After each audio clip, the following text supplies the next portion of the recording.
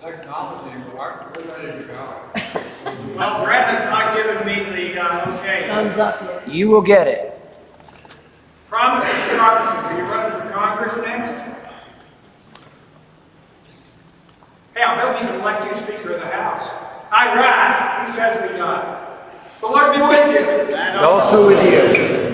Lord God, you taught the hearts of your faithful people by sending them the light of your Holy Spirit. Grant that we, by your Spirit, may have a right judgment in all things, and evermore rejoice in his holy counsel. Through your Son, Jesus Christ, our Lord. Amen. I call this business meeting of the Evangelical region to order at this point, and Kathy, as acting secretary and all kinds of things, is going to help us out. Good afternoon. The credentials report is as follows. We have 28 clergy, 24 here, and 4 online, unless Greg Fryer left, in which case that would be 27. Is he on? He left. He left. Okay, so I'm going to go back. It's 27 clergy, 24 present, and 3 online. We have 17 delegates. Is Georgia on? Did Georgia come on? She was, but she's not. No, Georgia's not currently on. Okay, yeah. 17 delegates and 34 visitors.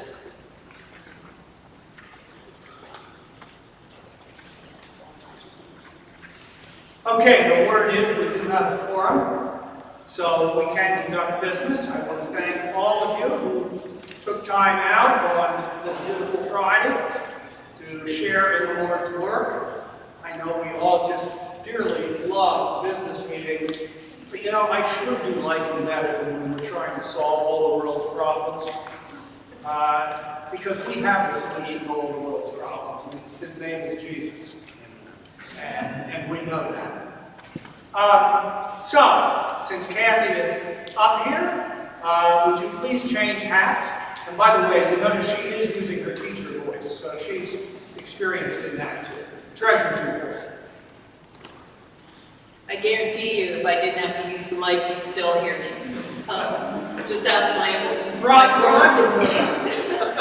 All right. I ask you to turn to the Treasurer's report that is presented to you for information. It has not been audited or anything. It's just to let you know where we stand year to date through September. The first page is benevolence received and or registrations in various categories. The back page of that one is the expenditures for this year, and a listing of our assets, the cash assets that we have is at the end.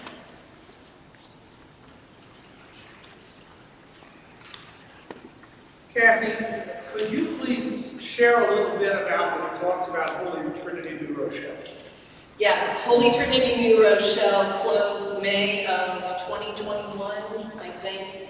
And in that process, they are working on being able to close that congregation officially with the state of New York. It's been an adventure for Brett, and Carol's been helping out to pull all the documents together, find them, and put them in order so that they can make that filing. In the interim, the building is still there. It's under sales agreement. I'm not sure the amount, but it's in the $2 to $3 million range that's going to be when it is finally sold. That money will go to the NALC. But in the interim, they needed a vehicle to pay certain expenses for the congregation.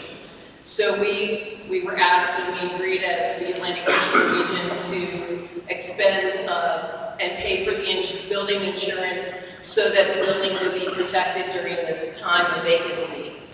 So that line item is there, what we're paying currently for the insurance coverage for the building. We're paying it out of our reserve funds, and that will be reimbursed to us by the NALC upon the sale of the building and property. Okay. Questions on that?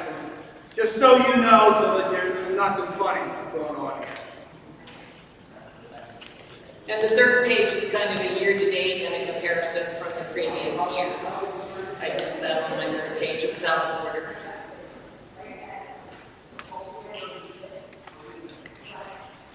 I want to say thank you from the council and as the treasurer for your continued support of our Atlantic Mission region, both through benevolence from churches, individuals, and your support of the activities that we're doing.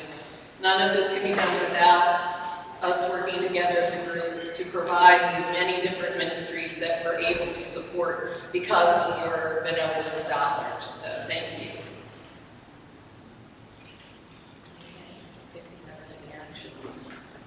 Well, I think what I'm going to do is ask for a motion that we accept the treasurer's report subject to audit. Gregory and second Mark. So, you want to put that down? Okay, discussion on the treasurer's report. Favor signify by saying aye. Aye. Opposed, no. Is there anything that I need to know about online there for the vote? Actually, they're outvoted if they voted no anyhow. So, that was fast. Okay. All right, the next thing I'm going to ask you to turn to is the ministry plan. Every mission district saw this at their spring mission district convocations. However, there was an addendum made, and the notes are on the back. If you flip to the back, if you see, you'll see a number 1 and a number 2 sitting outside of the columns that are boxed. Those are referenced on the back. In light of how fast we are growing, which is an awesome thing to say, more and more responsibilities are falling on Robin in order to be able to take care of the business of the Atlantic Mission region. As the council was decided that we needed to compensate her appropriately for what she's responsible for, rather than create an employer-employee relationship and having to go through all of those responsibilities as an entity, we approached Messiah Lutheran Church, where Robin currently works, and asked them if we could purchase services from them, that we would reimburse them, and they would consider, she is already their employee, so it would just be a matter of adding the additional amounts of those salaries onto theirs. So Messiah has agreed, it will be presented at the annual meeting, but the council already approved it. We're just presenting it for information. So what that does is allow us to give her some compensation for her Social Security or her FICA, and also to help support with her and being able to have health benefits for her and Lily and her youngest son, Sam. Bennett, with everything going on, he was slated to retire in June, which meant that she would be without benefits at that point in time, so we felt it was important that we help to support her in that way as for all of the work that she does. I guess I would say that 2 of our secret weapons in the AMR are named Robin and Kathy.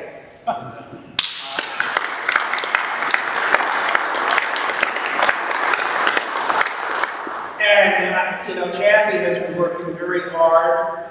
We want to take care of Robin both as Christian sisters and brothers in Christ, and also because she's too valuable for us to lose in all that she does for our mission region. And I mean, that's the rationale here. We are growing, we do need her, and this is a way of both providing for her and providing for us. So I guess, are there any questions specifically on the change we're making in Robin's position? When we bring the budget up here for approval, that will be the only action on the matter. I'm not seeing any questions. I don't know if anybody's monitoring online. If somebody wants to do something. I'm not seeing anybody necessarily connected there. Okay, the budget comes to you as a recommendation from the Mission Region Council and therefore is on the floor. It does not need to be moved and seconded since it's coming as a council recommendation. The budget is on the floor. Are there any questions on the budget or any discussion? All I would add to what Kathy says is, you're doing a great job. Do not grow weary in well-doing. We want our churches to be involved heavily in local ministries and local outreach, but to be able to support one another, yes, we do need income and we try to be good stewards. And the NALC does not give us anything to operate the Mission Region. That's intentional, that's the way it's supposed to be, that's the way I hope we all want it to be. It's not going to be a pass-through type of thing. But that means, again, we need to support all the various ministries, including the ones that you see on displays. Okay, I've given you time. I'm going to call for a vote on the ministry plan. Those in favor, please signify by saying aye. Aye. Opposed, no. Anything online yet? Okay, I'm declaring it adopted. Now we have administrative assistant report. I am not your administrative assistant, nor will I ever be that qualified to do that. I am filling in because Robin is where she needs to be.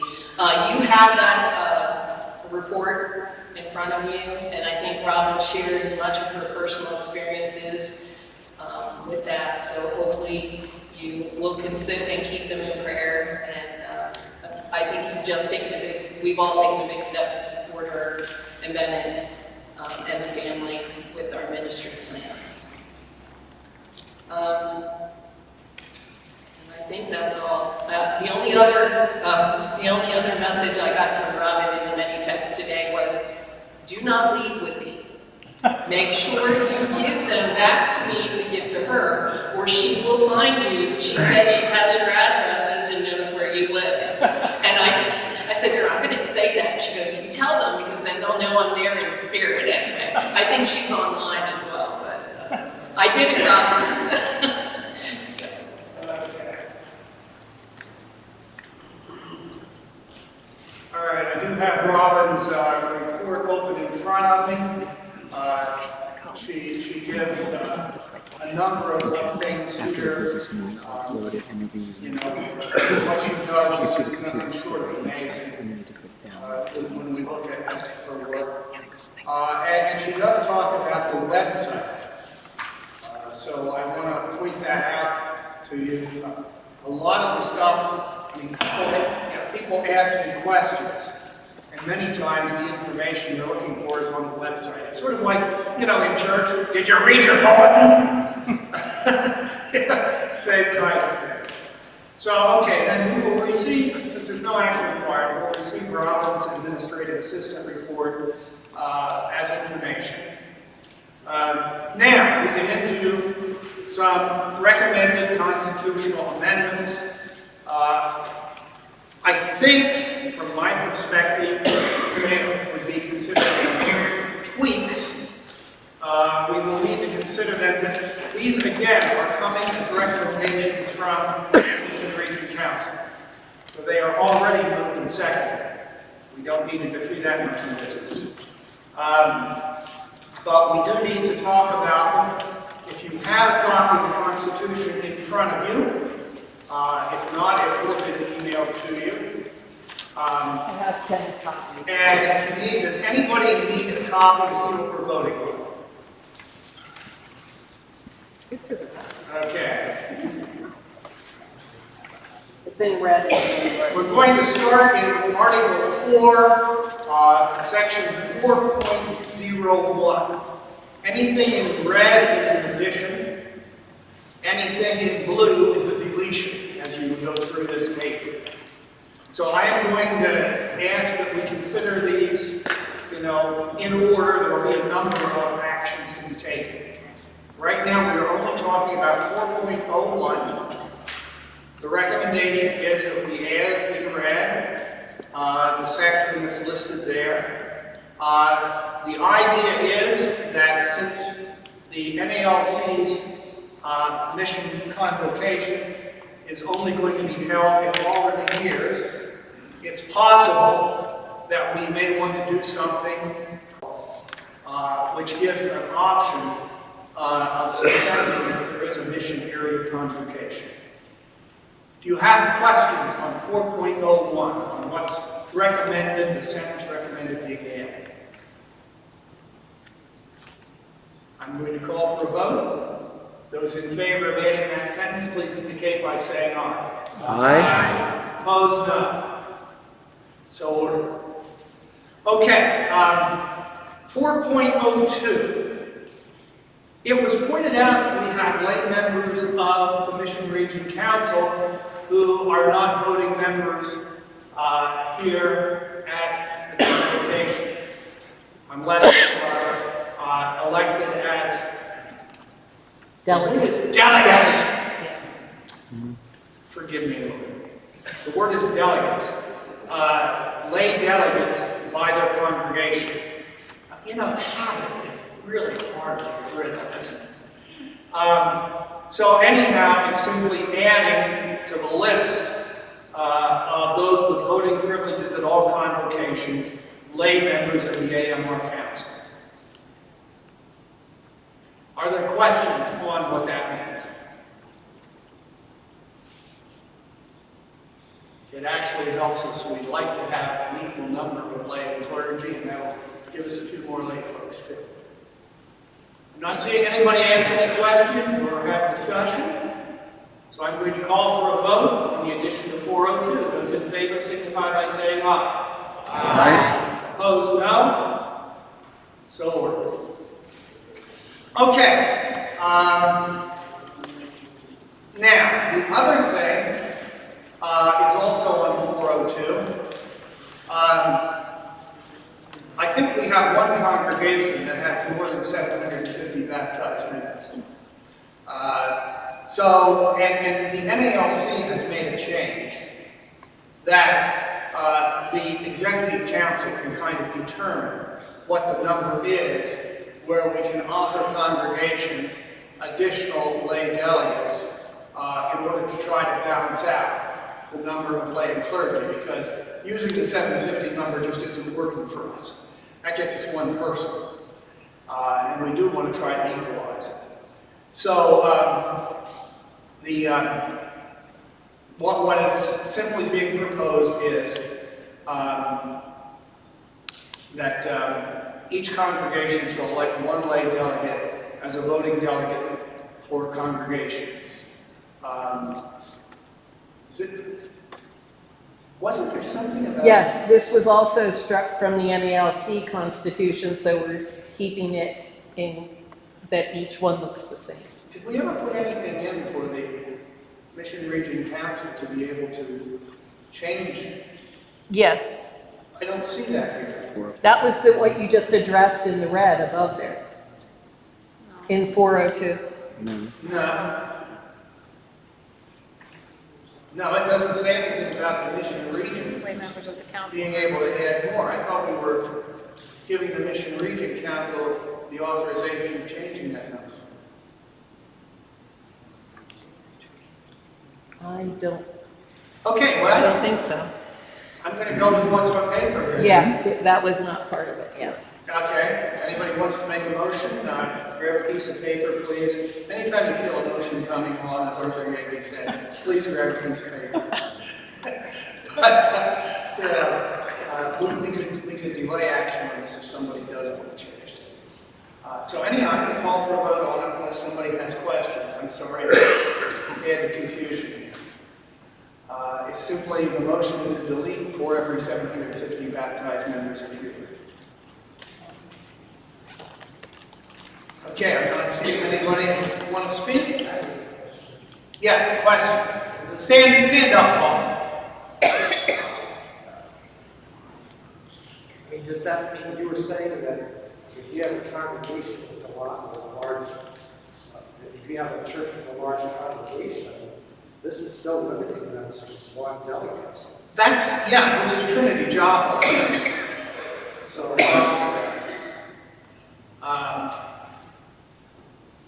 Yeah.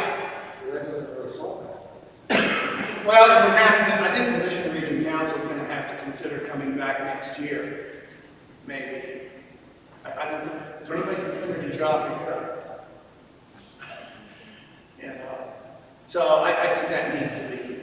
But anyhow, I can't speak on it. It's your decision. Yes, Greg? How does this work with 4.03?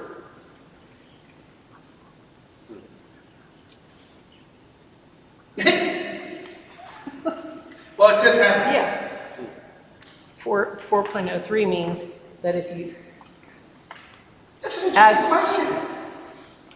I think It says they represent their congregations. I think the distinction is between voting delegate and delegate. Yeah, Okay. They have voice but not Lay vote. delegate, okay, elected as voting delegates. uh-huh.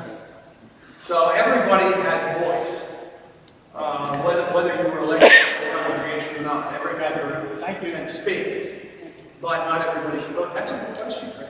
Thank you. Okay, anyhow, the action is to delete for every 750 baptized members of youth. Anything else? Those in favor of that motion indicate by saying aye. Aye. Those no? Okay, it is so ordered. Okay, the next action is actually going to go on a number of cases because we have stopped calling our mission district deans assistant deans. The NALC considers them deans. They are deans. They are the ones who have been doing a lot of the major work with congregations. As I know, I've been trying to delegate a lot to them. So basically, there are points where the term assistant dean appears in this document, and the recommendation of the Mission Region Council is that we eliminate the word assistant before dean at every point that it appears, which would be 4.05, 4.09, Article 6, and 8.01. So that is the motion, to eliminate the term assistant dean, and they simply become mission district deans. Those in favor of that, please indicate by saying aye. Aye. Opposed, no? So ordered.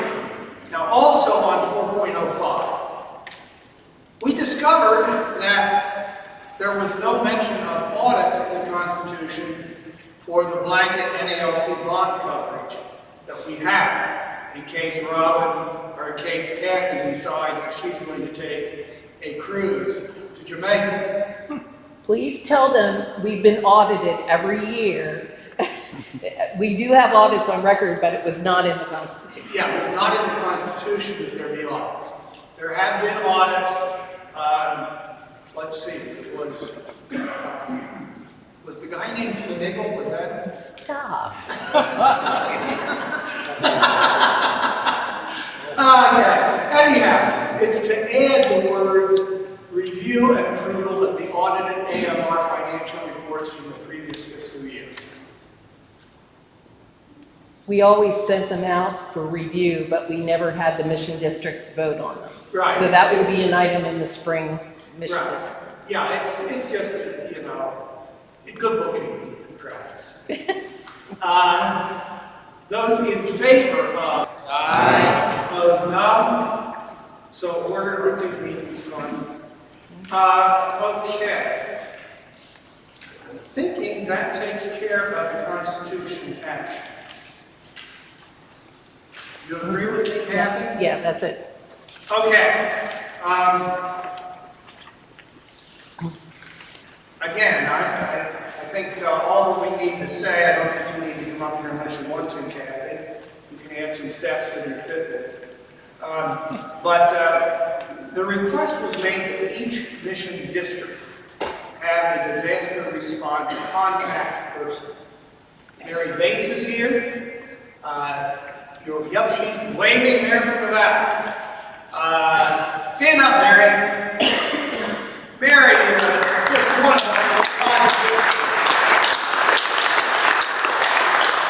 So I would say, talk to Mary and ask her what it is that she's looking for as a disaster response contact person in the mission districts. It would be good that somebody can contact her, or that she can contact somebody, and where there is a need. I mean, not far from where we live, or where we're sitting right now, there was major flooding a couple years ago. There's a lot that happens along the way. And so we are looking for that. Okay. Now, Dean Shipman, yes, sir. may I come forward to speak a little bit more further on that? I guess. You guys know Mark and I have been friends for a long time, too. That's why we abuse each other.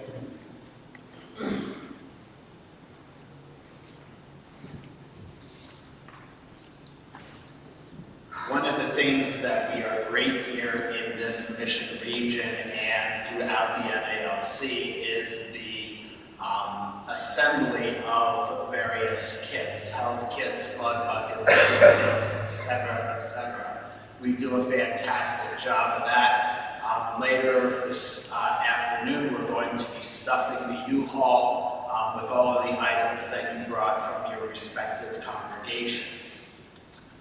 I want to simply say that while those items are coming to the disaster warehouse in Elmer, New Jersey, we are not wanting to keep them in perpetuity.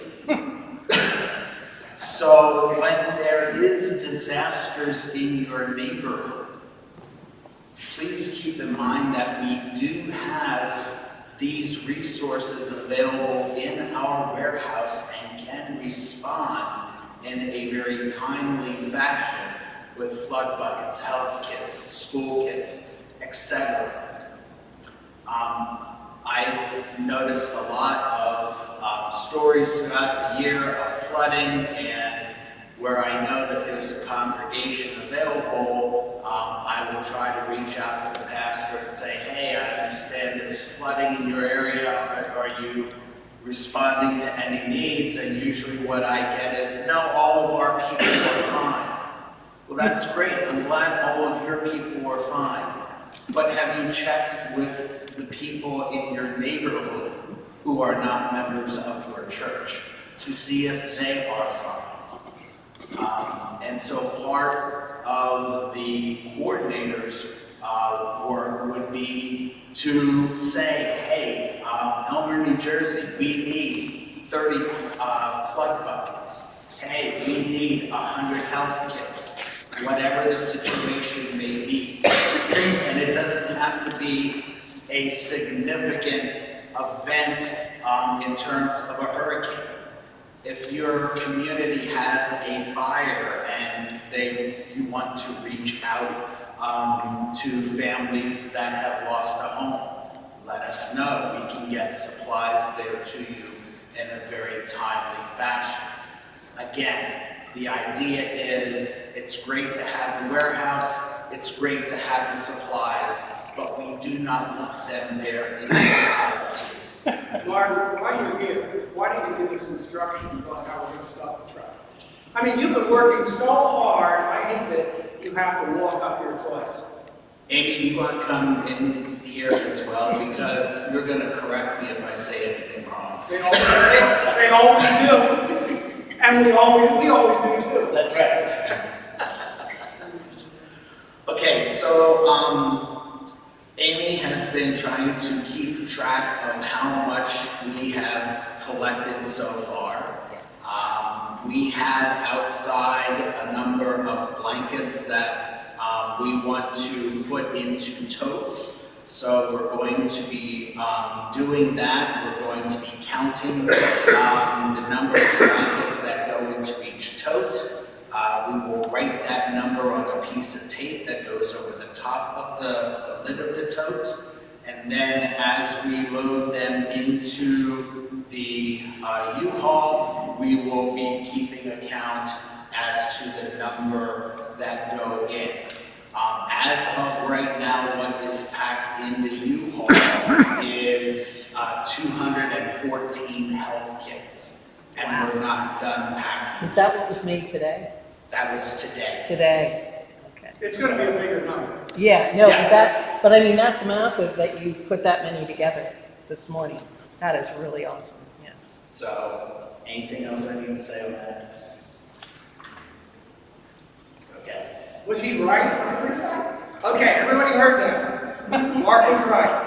Can that be in the minutes, Kathy? We'll see, we'll see. Okay, that's Mark. All right. You're doing good on here. So yes, please do, what it says about stuffing the truck. You can help it out and follow the directions, please, if they're there.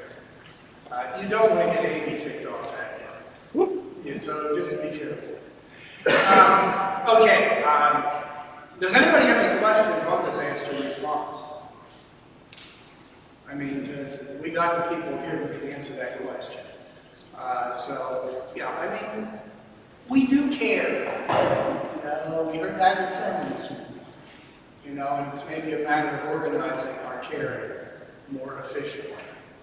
Okay, it comes up to Steve. yeah. Just to note and to reinforce that half of the offering is going to Lutheran lay renewal, and the other half is going to disaster response. Okay, that's worth saying. Half of your offerings today, or this weekend, go to Lutheran lay renewal. The two gentlemen here in front. And half of the offerings are going to Lutheran disaster response. Okay, my report, I'm not going to read it to you. You can stop the cheering now. Basic thing is, folks, my pastors are pulling a dirty, dirty trick. They are actually daring to retire. And, I mean, once we get over how upset we are with them, I've tried it 4 times and flunked every time, so I'm just going to give it up. I am going to be an interim pastor at this place starting December 1. There is no way that I can both be interim pastor here and do a decent job, maybe I can anyhow, and also do a decent job as mission region dean. So I'm a little flexible on exactly when I step down on this, but it's going to be no later than the January Mission Region Council meeting. I will say that. If they want me to help. I did let the Mission Region Council know that. They felt that rather than putting it on the floor now on short notice, that it would be better if they could review, follow the constitutional procedures for appointing somebody until next year's convocation, when there would be an election. What I would say is, the mission district deans have been taking over a lot of the load. It's really nice if we could have a retired pastor to do this, because then they can cover for the mission district deans when they go places on Sundays. And I've done a lot of that. That's not a job requirement. And I would say pray and think whether God might possibly be calling you to take over. The job has changed dramatically. It grew a lot with David, who did an absolutely fantastic job in his years. I have made a real effort to try to step back and let the mission district deans do a lot of the heavy lifting. And you notice I am recommending, I think we're at the point we need a 5th mission district within our region. And I've proposed a way of making that happen. I also want to say, we keep talking about our need for pastors, and I was struck when I was at an ordination down in Roanoke the other week. There are at least 5 currently serving pastors in the NALC. who come out of that congregation. And the reason largely seems to be that the pastor would prayerfully consider people in the congregation, not just kids, folks. I mean, the guy we ordained was in his 50s, but would take people out to breakfast and say, I really believe that you need to consider the possibility that God might be calling you to serve as a pastor. And that's how they have that. And they seem to have gotten it.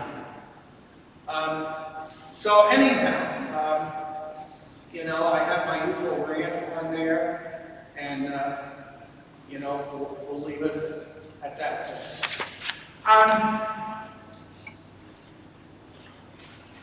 Okay. I was going to say, we're going to need to keep moving. Yeah, we're running out of time. Okay. Mission district reports. Does anybody have anything to add from the 4 mission districts? Okay, those were printed, and you have your mission district convocation. So, Bill and Pastor Raymond, would you please come up here?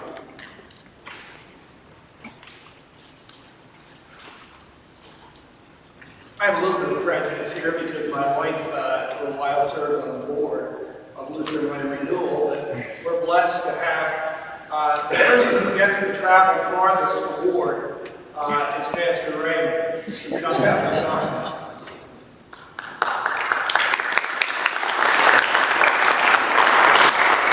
Is it at the bottom? No, I don't know. Here. You want me to hold it? No. You might have asked the wrong person to do this. There you go. Oh, thanks. Okay. Bill and Raymond, I'm going to ask you to stay close to the television so that they can, I'm trying to keep the television loud so they can see it online. First, let me introduce myself, and then I'll introduce Pastor Raymond. My name is Bill Holzschlager, and I'm the Executive Director of Lutheran Way Renewal. This is a ministry that's been around since 1972, 51 years now. And over the last several years, we have developed a relationship with the Lutheran Church of Uganda. And so I want to introduce to you Pastor Raymond Kaija, a good friend of mine now for several years. And he is the Dean of the Midwestern Deanery of the Lutheran Church of Uganda. And he also teaches at the seminary there. Pastor Raymond. Thank you. Thank you, brother. I bring you greetings from the Lutheran Church of Uganda. Is it on? Nope. From It's definitely not. so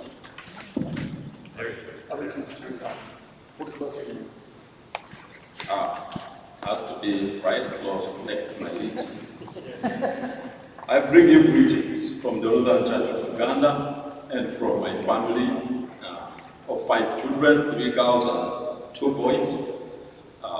20 years, the firstborn, and 18 months, the lastborn. And Bishop Charles Mameka, who is the national presiding bishop. We have 7 deaneries, led by 7 deans, and we have about 45 ordained pastors out of the over 150 congregations currently in Uganda. The Lutheran Church is 29 years in the country, so we'll be 30 years next year. We are working through different links. We work with the women ministry, the youth ministry, the children's ministry. All those have representatives who form the National Synod Board of Trustees that oversee the operation of the church's ministry across the country. For those who don't know the geography of where Uganda is, it's bordering South Sudan from the north, Tanzania from the south, Rwanda and Burundi still in the south. Eastern part we have Kenya, and the western part we have Congo. That's where my deanery is based, close to Zaire. We are so much blessed to partner up with the Renewal program. We are 5 years in this relationship, and Bill was saying every time he moves to Uganda, his time of stay is continue to be prolonged, because every time other deaneries or Christians get to hear the impact of renewal in their communities, they are like, oh, we need that here in this other village. So we have extended renewal so far in 4 deaneries that we are working with, and part of it is helping the congregations acquire land. We have over 150 congregations, but out of that, 70% of the congregations don't own land. We are worshiping in individuals' house, government properties that we are renting out to be able to have service, or families that are able to open their home for us to worship from. So part of the renewal program has been getting land and a cafe congregation, and that congregation establishes a structure where we have a school and the kids start attending school and getting education. But we not only use it for education, we use it as a spiritual center, and the kids become our ambassadors of Christ in reaching out the gospel to their parents, that they too in turn get to the congregations. Thank you. Tell you about how Lutheran Lay Renewal got involved with the Lutheran Church of Uganda. I was contacted by Reverend Peter Maganda, who found our ministry on the internet. This is back in 2017 or 18. He was very interested in what we had to offer. And so I sent him all of our material. And he had the first Lutheran Lay Renewal weekend in Uganda at his church, Our Savior Lutheran in Magamaga, which is also where the Lutheran Seminary is located. And it went very well, and so they started running more Lutheran Lay Renewal weekends in the Eastern Deanery in Uganda. And then Peter invited me to come over and lead a 3-day renewal conference, which I did in 2019. This was at the seminary in Magamaga.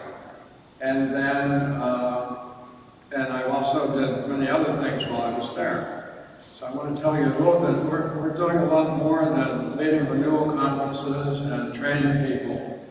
And so some of the things that we're doing, I'm going to show you. Each time I go over there, I bring about 50 pounds of Lutheran service books, that's what they use in the Lutheran Church of Uganda, and present them to the students at the seminary.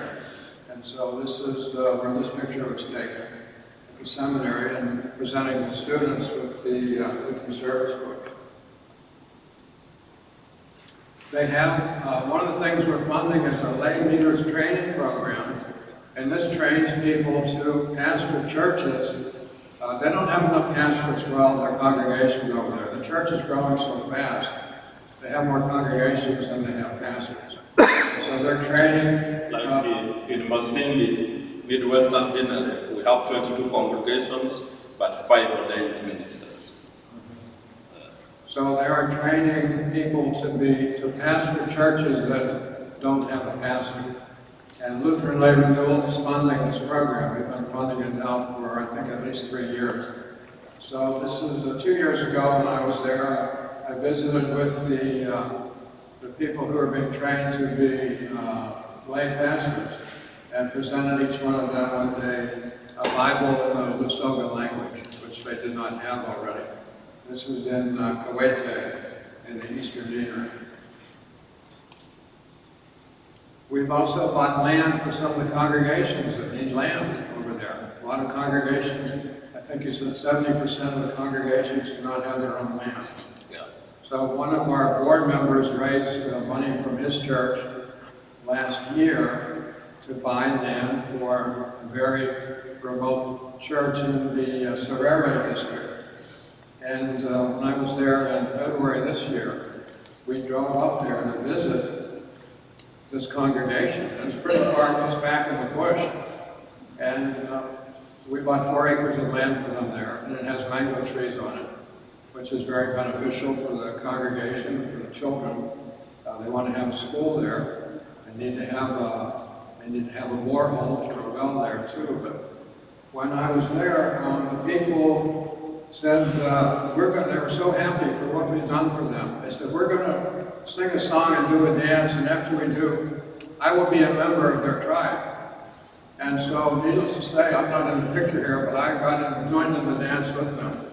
And I'm now officially a member of the Ateso tribe of Uganda. So the next photo. This is Chayamazala Lutheran Church. I visited there 2 years ago, about 2.5 years ago in May. And this is the building where they were worshiping. It was built of sticks covered with mud, with a corrugated metal roof. We had about 70 people in this church. And they wanted to buy, they had bricks there and they had sand. They wanted to build a congregation, they wanted to build a church structure, permanent church structure. And they didn't have the money to do that. So a Lutheran couple in the Pittsburgh area, where I live, donated $12,000. And so they built a church. With that amount of money, they were able to build a church. And when I went back this year, this is the first time I was there with the congregation. Building process for their church. This is what it looks like now. $12,000. They're waiting for me to come back for the dedication, which I did in February. And this is the back of the church here. This building, where they were worshiping about 70 people on a Sunday, 2 years later they have 600 members. And this church seats about 300 people.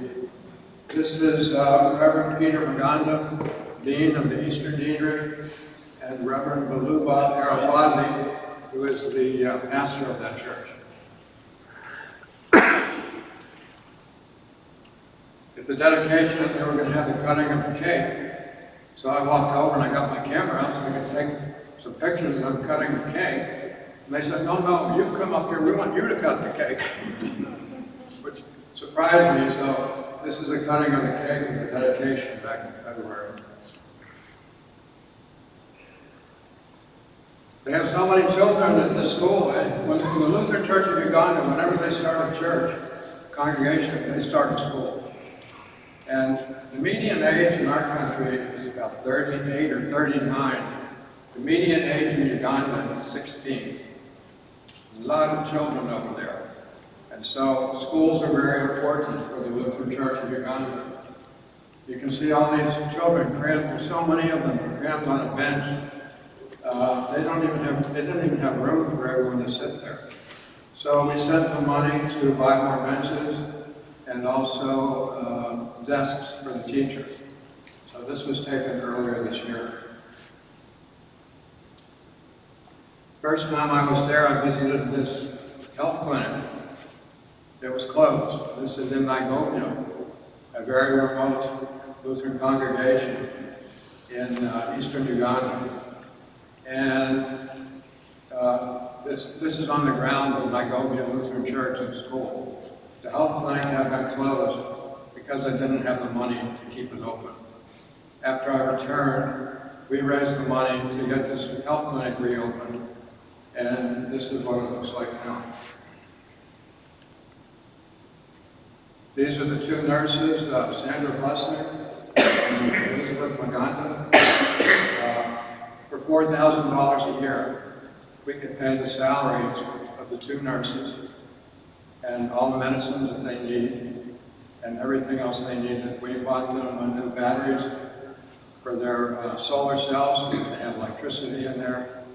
And we've been funding that for $4,000 a year. And this is a center where others would come and give birth from. And she helps, Elizabeth helps do some midwifery stuff for the expectant mothers. So babies have been received in there and taken care of and later transferred back home. But it's also where we treat malaria cases and typhoid cases from the kids who always get attacked by those diseases. So it's really impacting. It serves 5 villages. It's one center. Yeah, 5 remote villages. The Luka district government is so happy with this health clinic that they have asked the church to add a maternity block, which they don't have now, and to also hire a midwife. So that's something we would like to be able to do is have a separate maternity block there. I have been told that there have been a few children and women who have died in childbirth there because they don't actually have that maternity block, and they don't have a nurse who's actually trained in midwifery. So this is one of our goals, is to fund that. Here's one of the little girls outside the health clinic. All of you Baltimore Ravens fans, I want you to know she's wearing my Pittsburgh Steelers hat here.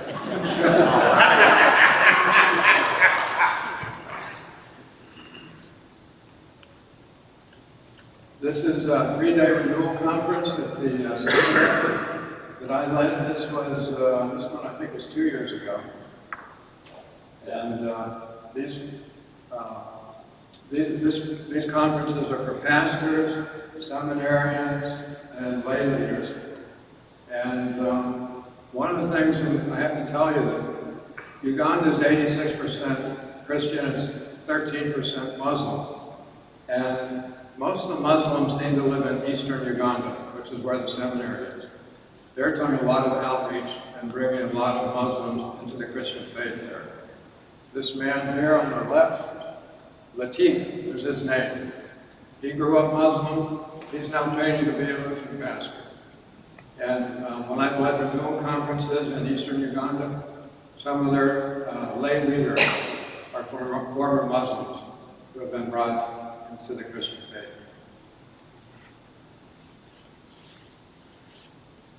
I was with Reverend Raymond, Reverend Peter, at a school in Raymond's deanery. These are some of the three of the classrooms behind us. When I was there, they had a well on the property, but the well pump was broken, and children were there all day, sometimes 12 hours a day, no water. So when I got back, we provided the money so that they could get the well pump fixed. So now the children have water. The children now have water, but also the cook who helps prepare breakfast for the kids would walk miles to get water. She's able to speak right next to those classrooms. Those are classrooms where the kids have to take classes. It holds 109 children.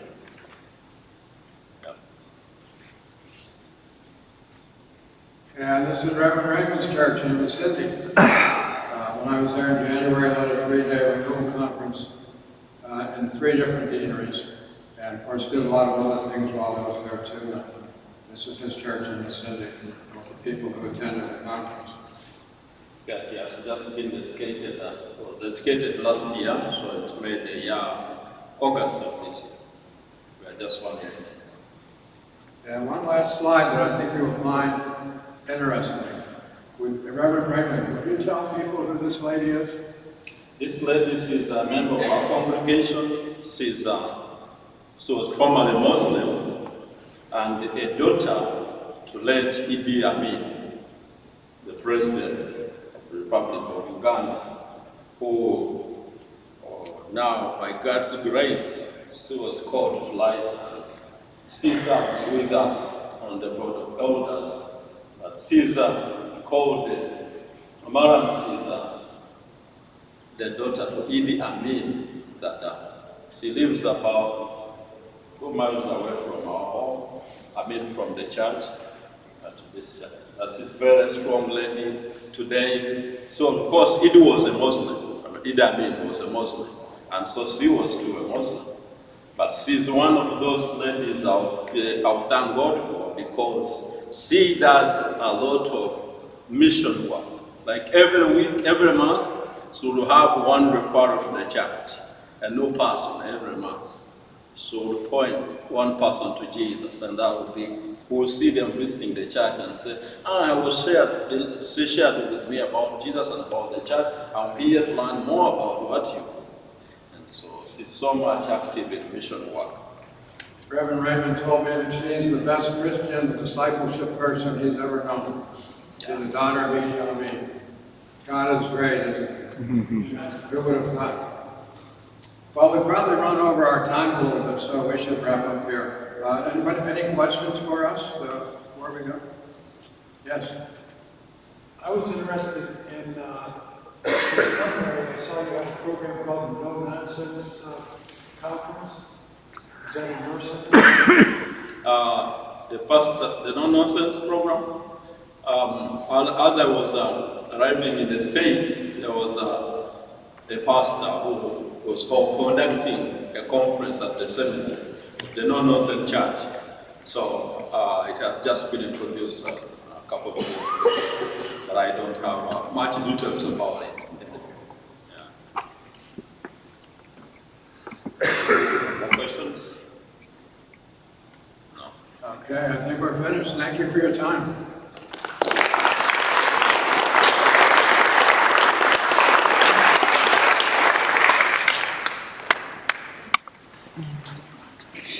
Thanks to both of you for being here. Is Kathleen here? Okay, I want to point out we do have another missionary here, Kathleen Mutz, who's with Mike and Karen Morat. And you might want to spend some time also getting to know her. She's been involved in region congregations here before.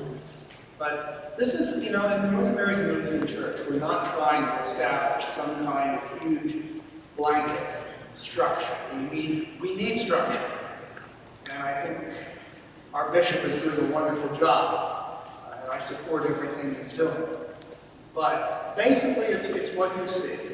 Bottom up. Let the Spirit work the way the Spirit worked with that connection. And Lutheran Lay Renewal has been a partner organization of the North American Lutheran Church from day one.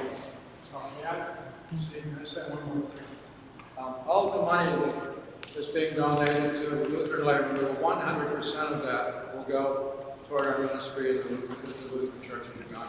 Okay, so the offerings, that half that goes toward Lutheran Lay Renewal is 100% going to the ministry with the Lutheran Church in Uganda. Okay, I'm going to pull up my computer here. Come on, you can do it.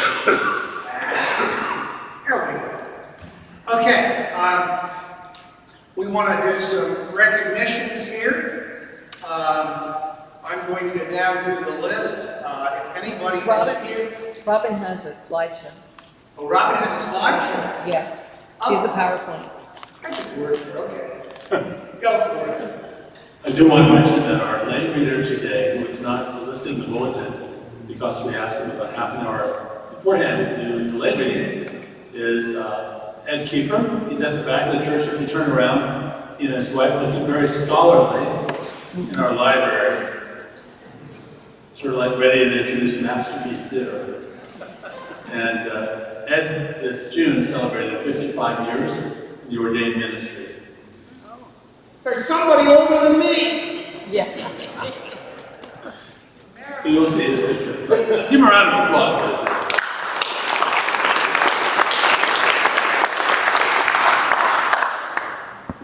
Should be able to run the Yeah, slideshow, cool. right?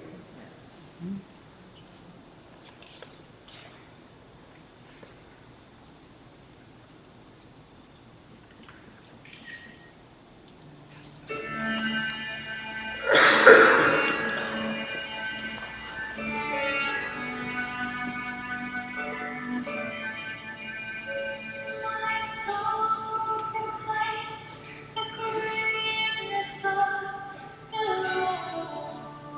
Lord.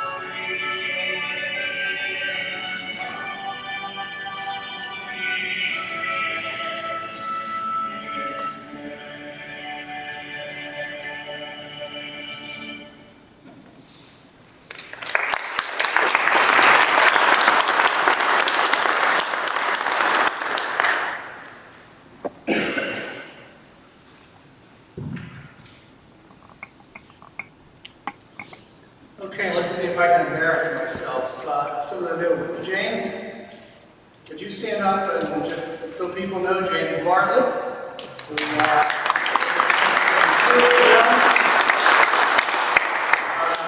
delighted. I'm trying to remember who else I ought to note. I saw Neil Ray over there. Neil is not one of us yet, but he will be. But he serves at the Convo. So Neil, stand up.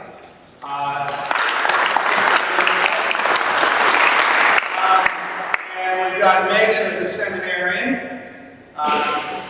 She stands up and won't know it anyhow.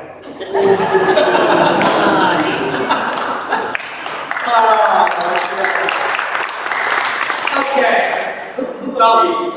Yeah, you're gonna mention, go ahead. Oh, David Brown. Sorry, David. Yeah. I knew I was going to do that. David Brown in Bethlehem.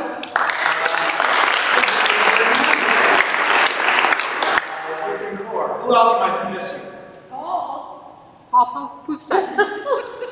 You're right. Paul Pusta, stand up, please.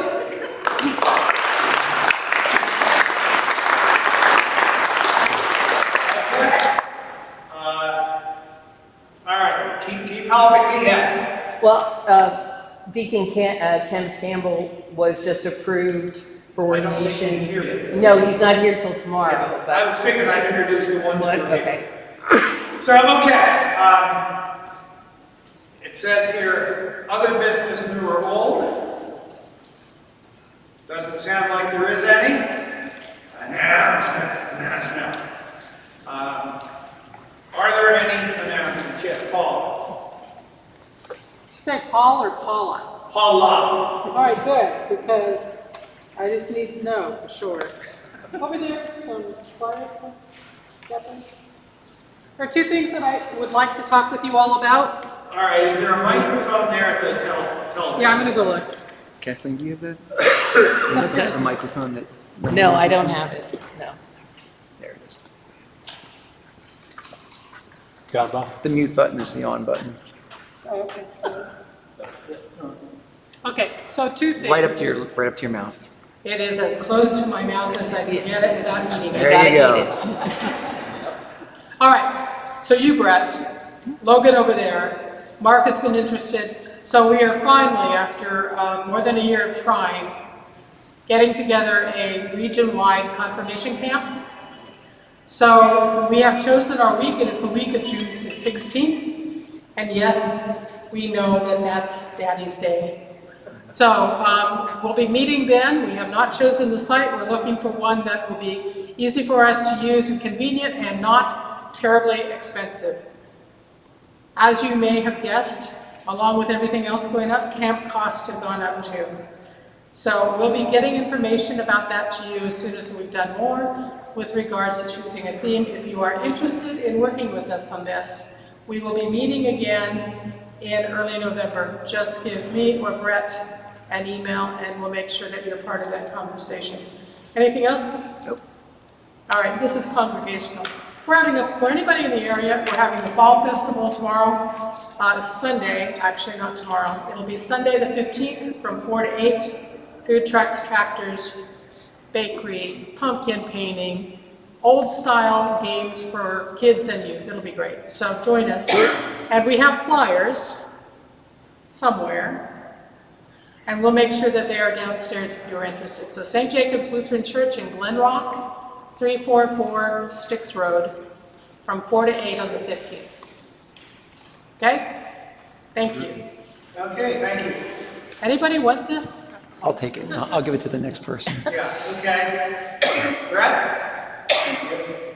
Okay. Are there other announcements or business items or whatever? We are running a little bit behind schedule, but there's enough flexibility built into the program. So what I am going to propose, it is 3:40 right now. I'm going to suggest that basically we move the two afternoon events remaining 15 minutes later. So Stuff the Truck will be at 4. The plenary session here will be from 4:15 to 5:45, and we still have a 15-minute break before supper. So unless somebody objects, at this point, we will close by standing and praying together the Lord's Prayer. Our Father, who art in heaven, hallowed be thy name. Thy kingdom come, thy will be done, on earth as it is in heaven. Give us this day our daily bread, and forgive us our trespasses, as we forgive those who trespass against us. And lead us not into temptation, but deliver us from evil. For thine is the kingdom, and power, and glory, forever and ever. Amen.